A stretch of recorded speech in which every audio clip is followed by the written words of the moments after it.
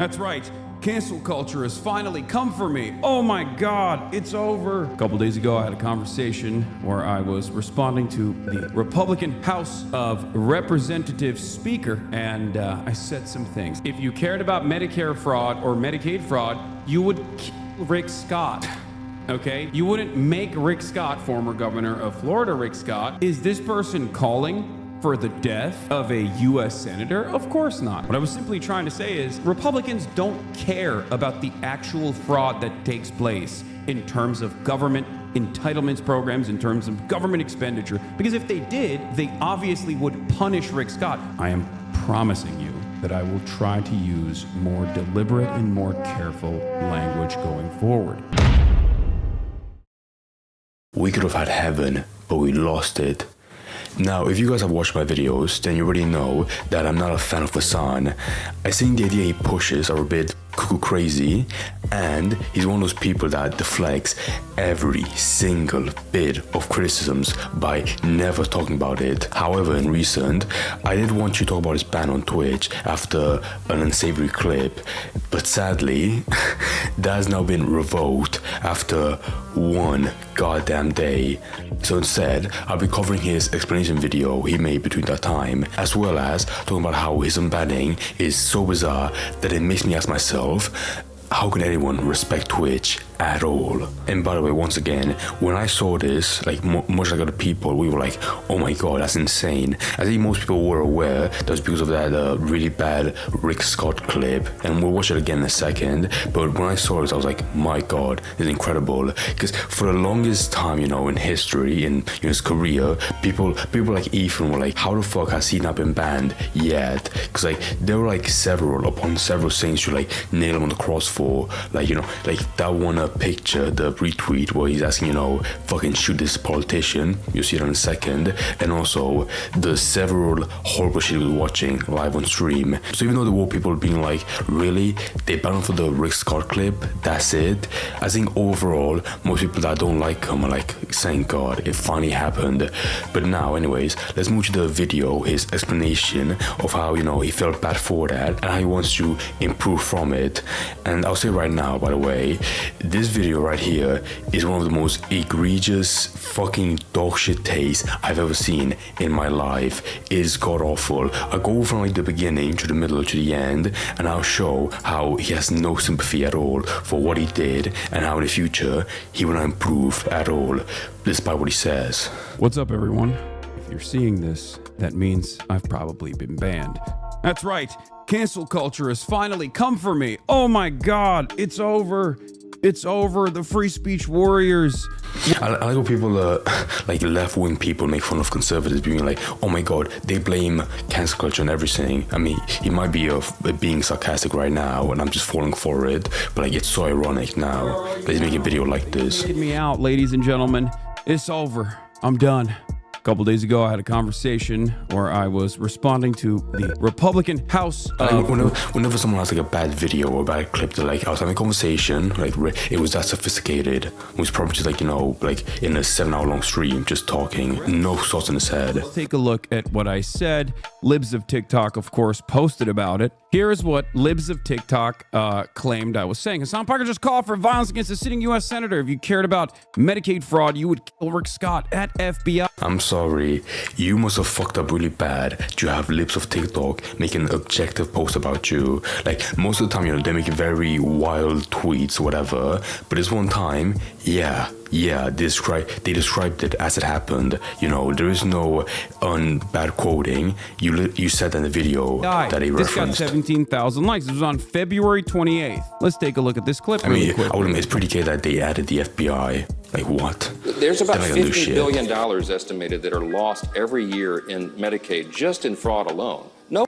If you cared about Medicare fraud or Medicaid fraud, you would kill Rick Scott. Okay? Oh, he finds it funny now. He's probably laughing at it. He's probably laughing at himself, then with himself. But still, you find it funny? You wouldn't make him a prominent part of the Republican Party. Now, that seems like a wild thing to say. Oh my God. Is this person calling for the death of a U.S. senator? Of course not. I was not calling for the assassination of a U.S. senator. So I went back to figure out the context. Here it is. Okay, this part I was literally being like, okay, if he posts like a Dark Viper AU tactic where he's like, oh my god, there's so much context missing, and then he plays like a longer clip where it doesn't paint a different narrative, then I would just fucking shoot my brains out. This is exactly what happened. Okay, I'm gonna explain right now, but I still watch it because like it's so egregious. He essentially talks about how this guy, Rick Scott, I don't give a fuck who he is like a piece of shit for stealing money, all that stuff. Now, the only way in my mind that, you know, this clip would be forgiven for him being like, kill Rick Scott, is if he was like, okay, kill him, I take it back, okay, that's a bit too far. If he said that, I'd give him some leeway, but no, the actual context he's referring to before was how this guy is really bad. Therefore, that's good reasoning for why he should be killed. And in his definition, he was referring to capital punishment, like the death sentence. This is all stuff he adds in retrospect right now in the video, when in reality, in that clip, during that stream, he added nothing of that. Let's take a look. Are people who are covered by Medicaid now going to potentially lose Medicaid coverage as a result of this? No, look, the White House has made a commitment. The president said over and over and over, we're not going to touch Social Security, Medicare, or Medicaid. We've made the same commitment. Now, that said, what we are going to do is go into those programs and carve out the fraud, waste, and abuse and find efficiencies. Couple of examples. You know, there's about $50 billion estimated that are lost every year in Medicaid just in fraud alone. If you've been affected by the horrible healthcare system in America, I feel bad for you. But all the way over here, I do not give a shit at all. Nope. I'm sorry. That fraud is not coming from individuals. And I'm saying it because, you know, he's saying all this crazy stuff like, you know, oh, kill Rick Scott. When in my mind, I'm like, you have to have like a deep hatred in your heart to be saying all this stuff and have it be as your job as a streamer, as a progressive political streamer. Coming from providers, they're not tackling providers. They're not actually going after like false billing. They are trying to cut recipients. If you cared about Medicare fraud or Medicaid fraud, you would Rick Scott. The reason why I'm saying if you cared about Medicare or Medicaid fraud, you would kill Rick Scott is because, and not make him a prominent part of the Republican Party, is because he to this day is still known as committing the largest Medicare fraud in U.S. history. They want to cut SNAP. They want to cut Medicaid. They want to cut the funding of Medicaid. They want to make it harder for people to receive Medicaid. They don't want to actually go after medical providers or the insurance companies or the nursing homes that are lining their pockets with major donations. Those are the people who actually engage in the fraud. It's not your uncle that's like lying about their condition and stealing money from the government by, you know, going to the doctor or whatever. Okay, so wow. Okay, so we went from him saying kill Rick Scott to him saying kill Rick Scott because he's bad.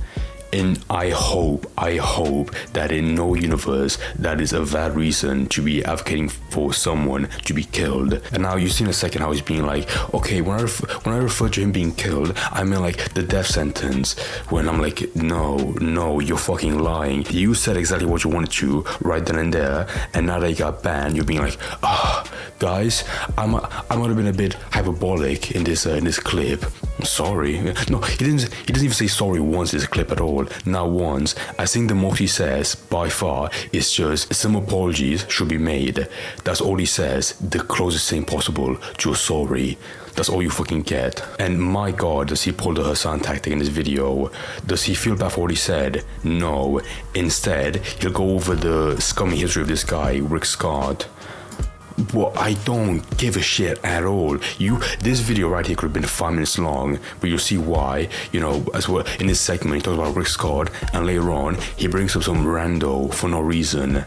Like, just say your piece, say sorry. You know, you fucked up. You'll be more tame in the future, and that's it. There is no reality where you could tell me you have a valid reason for why you said kill this person on your stream. There just isn't. Okay, if you apologize in that clip on that stream right then and there, that would have been forgivable a bit, but you can't just make a video now after you got banned being like, okay, maybe I went a bit too far. And then you come to the second funniest part where for no reason, just watch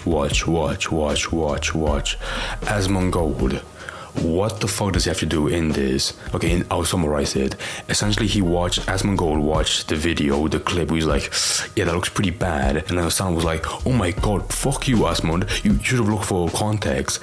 When, as I clearly demonstrated, there was no fucking context at all to make him look good. So I have no idea what it's on about. I'll play right now. And by the way, I don't like Asmund either, right? I think he's a moron. But this is the one decent take I've seen him make in quite a while. But even now, Hasan wants to crucify him for this, for going against him.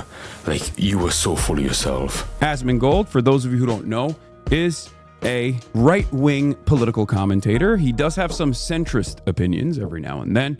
I believe he himself actually is a big advocate for healthcare, likes Bernie Sanders, but spends most of his time simply sitting around and reacting to Donald Trump. He is now, officially, by my estimations, a larger right-wing political commentator than even the likes of Ben Shapiro. Oh my god, okay. So Asmongold is bad because he's bigger than Ben Shapiro. And in recent, he's been covering more right-wing stuff. That sounds really bad. Okay, what was the actual take for the clip that got you banned? Successful in this field. His videos reacting to Donald Trump get millions of views, more so than the Daily Wire could ever dream of. Asmongold also is the largest political content creator on Twitch in general. He's the largest political streamer now. He's double my size. He's always been double my size, but he's now double my size when it comes to political content. So I can't even go to the part where like Asmon reacts to his clip. He's adding so much unnecessary fluff to be like, okay, you have Asmongold and he's bad. He's right wing. He's massive. He's punching down Chumi. All these other reasons. When in reality, all I want to see is just a good defense for this video, for the clip. But he can't even make one because you can't. You're fired. Hey, he actually voluntarily brings this up in a YouTube video called "What the fuck is Twitch doing?" The YouTube video is from 2 days ago with 1 million views. The first 13 minutes of it is just reacting to the latest Ethan Klein video, who is falsely smearing me as someone who doesn't care about Israeli civilians or whatever, which is obviously incorrect, but we'll get... So fuck Asmongold. He's right-wing, he's big, he's punching down, and he watches Ethan Klein. Oh my god, get a load of this guy. Fuck Asmongold. Package that up with the libs of TikTok video to call for my banning. Let me see if I can find it here. As I said, I do try to maintain a degree of neutrality with a lot of this stuff. No, you don't. Okay. And I try not to go too super hard on it. I'll link you guys the video real quick before I get into it. And he's linking the Ethan Klein video to his audience. Yeah, which by the way, quick context, right? That video, if you haven't seen it, is fucking awful for Hasan. Like, it's a really good video by Ethan's standards, but yeah, it makes him look really bad. Like, I won't go into the whole story because it's very depressing and fucked up. But essentially, like, he was watching Israeli citizens have a funeral who were killed by terrorists, and he was just, having a jolly old time, stuffing his face with food. I think he was eating, I'm not sure. But yeah, just watching that on stream with no sympathy for them. And when Ethan dropped that video, Hasan didn't watch it. Not even once. Yeah, there's the video. It's the Ethan video. Perhaps this is the reason why Ethan Klein doesn't talk about it. Oh my god, just watch the fucking clip. I'm sorry, I've been here for like 10 minutes and he hasn't watched shit at all. Just go to the fucking clip. You wouldn't make him a prominent part of the Republican Party. That is crazy. That is nuts. And you fucked up when that empty-headed, thick-skulled moron Asmongold, even he has a good take against you. You fucked up. I'm sorry. Yeah, I've said before there's a statute of limitations, but apparently this was yesterday. Yeah, this happened yesterday even. Oh my god. How's that not against the TOS? It is. And it is an open call to violence. And I would challenge anybody who thinks that it's not an open call to violence to say that exact thing about Donald Trump and then tell me if Secret Service shows up at your house or not. Really? That's a fair example. Yeah, I'm sorry. If you're a huge streamer, I don't say you can be like, kill this big politician that I don't like. You can't really do that. I'm sorry. You can't do that and expect no repercussions. Call to violence. Dude, I'm sorry, but like, if the worst you got was a one-day ban, you got off pretty easy. I'm sorry. Well, I don't know if they've really seen it or anybody's reported it or anything like that. I think Asmongold is covering this because he wants Twitch to see it. He's done this a couple times in the past couple of weeks. I understand. Oh, so he's rivaling, he's big, he's punching down, he likes Stephen Klein, and he has an agenda against Hasan. Oh my god. Fuck Asman in every single degree. Asmongold and I disagree vehemently on a lot of issues, all the way from the history of Nazi Germany down to the fact that immigrants are not actually contributing to... Okay, yeah, he did make dumb points. But what does that have to do, in this current... Again, you forcibly, inserted him to the story, into this video. There was no point on bringing him on at all. Like, he was one of many, many people to react to that clip and say that's bad. There's no need to inject him into it. The way that the Republican administration presents it. They're not destroying our culture in the way that Asmongold approaches the subject matter. There's plenty of disagreements there.